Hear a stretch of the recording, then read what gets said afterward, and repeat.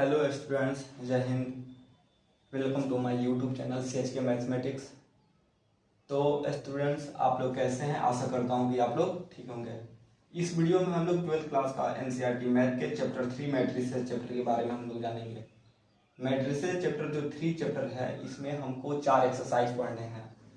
3.1 से लेके 3.4 तक, 3.1 से लेके 3.4 तक मैट्रिसेस चैप्टर में 4 एक्सरसाइज हैं। ठीक है, 4 एक्सरसाइज है।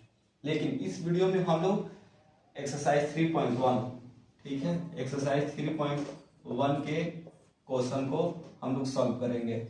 लेकिन 3.1 का जो थ्योरी है, ठीक है, 3.1 का जो थ्योरी का वीडियो है, इसी डिस्क्रिप्शन बॉक्स के, ठीक है, में हम उस वीडियो का लिंक दे देंगे। आप लोग जाके 3.1 का थ्योरी देख लीजिएगा।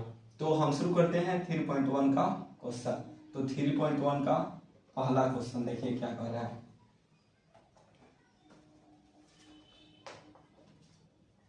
मैट्रिक्स E दिया हुआ है, कितना दिया है देखिए।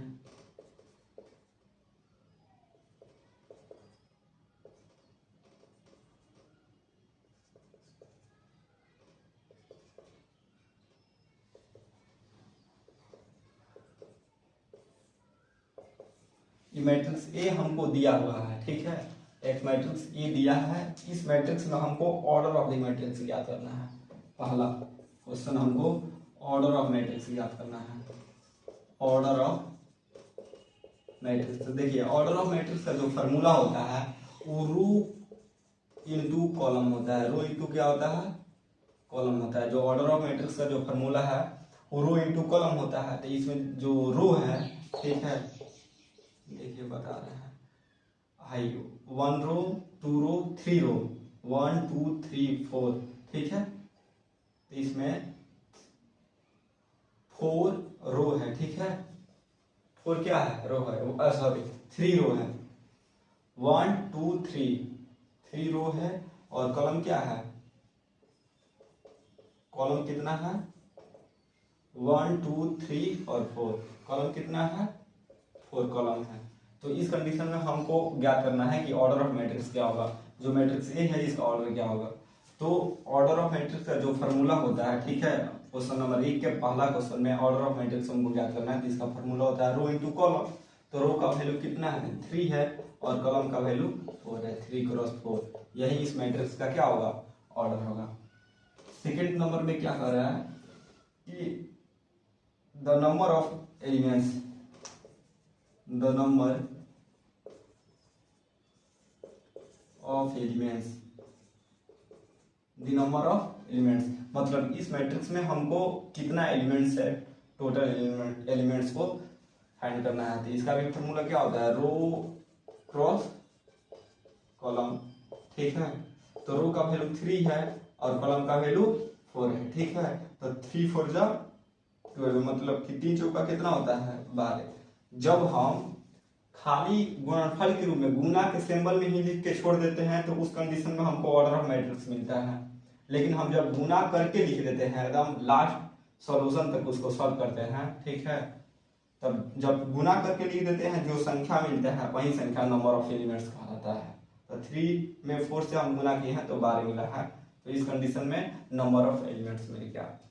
अब हमको तीसरा में, पहला क्वेश्चन के तीसरा नंबर में, ठीक है, राइट द एलिमेंट्स A13 की जगह पर लिखना है, A21 की जगह पर लिखना है, A33 की जगह पर लिखना है, A24 की जगह पर लिखना है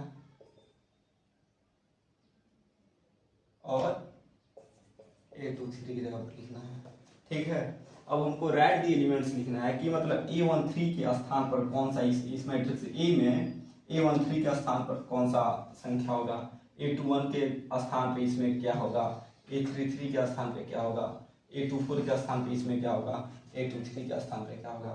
तो हम A13 का मतलब आगे समझेंगे। A13 का मतलब हुआ कि जो मैट्रिक्स A है, ठीक है, उसमें फर्स्ट रो के तीसरा कॉलम। A13 का मतलब हुआ, ठीक है, पहला रो तीसरा कॉलम, पहला रो तीसरा कॉलम। तो पहला रो का तीसरा कॉलम E है।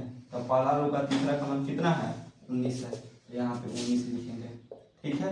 अब A21 का मतलब हुआ दूसरा रो पहला कॉलम, तो दूसरा रो और पहला कॉलम 35 है, ठीक है। A21 का वैल्यू 35 हो जाएगा। A33 का मतलब क्या हुआ कि तीसरा रो तीसरा कॉलम, तीसरा रो और तीसरा कॉलम, यहाँ पे है क्या चीज -5। A24 का मतलब क्या हुआ कि दूसरा रो और चौथा कॉलम, तो दूसरा रो और चौथा कॉलम कितना है 12 है। A23 का मतलब क्या हुआ कि दूसरा रो तीसरा कॉलम, तो दूसरा रो और तीसरा कॉलम का वैल्यू कितना है 5/2 है, 5/2 लिख देंगे, यही हम लोग का आंसर हो जाएगा। तो 3.1 के हम कंप्लीट क्वेश्चन पहला का बना लिए लोग, ठीक है। पहला क्वेश्चन बन गया। 2 नंबर क्वेश्चन में ध्यान देंगे। करा if A matrix has 24 elements, ठीक है, मतलब कोई मैट्रिक्स है, ठीक है, उसका टोटल एलिमेंट्स, ठीक है, लिखेंगे गिवन दैट, ठीक है, टोटल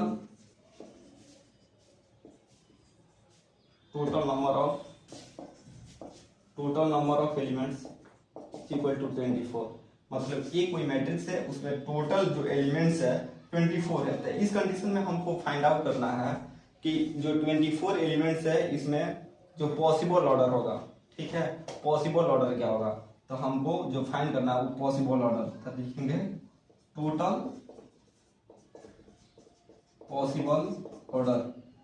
पॉसिबल ऑर्डर, ठीक है। जो 24 एलिमेंट्स है इसमें हमको पॉसिबल ऑर्डर ज्ञात करना है।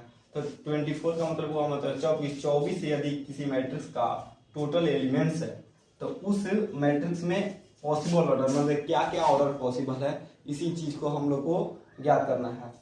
तो पॉसिबल ऑर्डर ज्ञात करने के लिए जो यहाँ पे एलिमेंट्स 24 टोटल एलिमेंट्स 24 दिया है, इसका हम लोग अभाज्य गुणनखंड करेंगे, ठीक है। इसको 2 हिस्सा में तोड़ेंगे, तो इसको जब तोड़ेंगे तो हम 24 को 1 क्रॉस 24 भी लिख सकते हैं, ठीक है, 24 इंटू 1 भी लिख सकते हैं, ठीक है, 2 इंटू 12 भी लिख सकते हैं, ठीक है, 12 इंटू 2 भी लिख सकते हैं, 4 इंटू 6 भी लिख सकते हैं, 6 इंटू 4 भी लिख सकते हैं, ठीक है।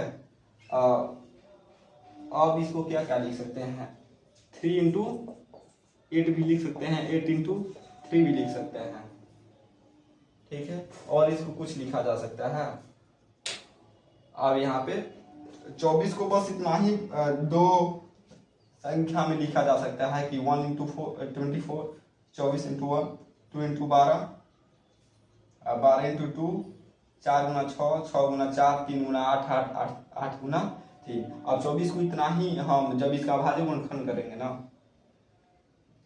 सॉरी, यहाँ पे 24 को हमको 2 हिस्सा में ऐसा तोड़ना है कि गुना करने पे 24 आ जाता है और 24 आ जाएगा। वही इस टोटल नंबर ऑफ एलिमेंट्स का जो 2 हिस्सा में आएगा जो गुणनफल, वही पॉसिबल ऑर्डर कहलाएगा। 24 को हम लोग इतना चीज में लिख सकते हैं, इसलिए इसका पॉसिबल ऑर्डर यही हुआ। और इसी में क्वेश्चन आगे कह रहा है कि यदि what if it has 5 element, यदि sorry what if it has 13 element, यदि इसी में जो 24 है इसी में आगे कह रहा है कि यदि 13 एलिमेंट्स हो, ठीक है। Again number of elements is equal to 13। यदि यहाँ पे 24 था तो हम लोग इतना चीज लिख सकते हैं, ठीक है, पॉसिबल ऑर्डर में। यदि मान लीजिए नंबर ऑफ एलिमेंट्स 13 है, तब इस कंडीशन में जो पॉसिबल ऑर्डर होगा, ठीक है, इस कंडीशन में जो पॉसिबल ऑर्डर होगा, तो जब 13 एलिमेंट्स होगा तो उसका पॉसिबल ऑर्डर किया गया होगा। तो 13 होगा तो इसका पॉसिबल ऑर्डर हम लोग क्या क्या लिख सकते हैं, 13 को हम लिख सकते हैं 1 इंटू 13, 13 इंटू 1, और कुछ तो इसमें लिख नहीं सकते हैं, इसलिए इसका जो पॉसिबल ऑर्डर होगा 2 ही होगा। कौन कौन, 1 इंटू 13 और 30 इंटू 1, यही मेरा क्या हो जाएगा, आंसर हो जाएगा, ठीक है। इसको उतार लीजिए या फिर आप लोग स्क्रीनशॉट लेना चाहते हैं तो ले लीजिए।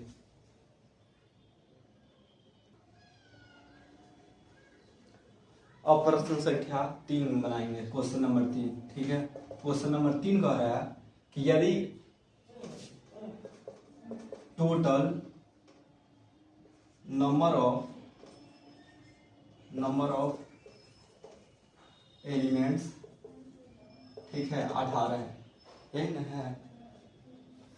टोटल नंबर ऑफ एलिमेंट्स कितना है 18 है किसी मैट्रिक्स का, तो टोटल नंबर ऑफ एलिमेंट्स 18 है। तो इसका पॉसिबल ऑर्डर क्या होगा, तो इसका पॉसिबल, ठीक है, इसका पॉसिबल ऑर्डर क्या क्या हो सकता है 18 का, 1 इंटू 18, 18 इंटू 1, ठीक है, 2 इंटू 9, 9 इंटू 2, 3 इंटू 6, 6 इंटू 3, और कुछ इसमें हो सकता है,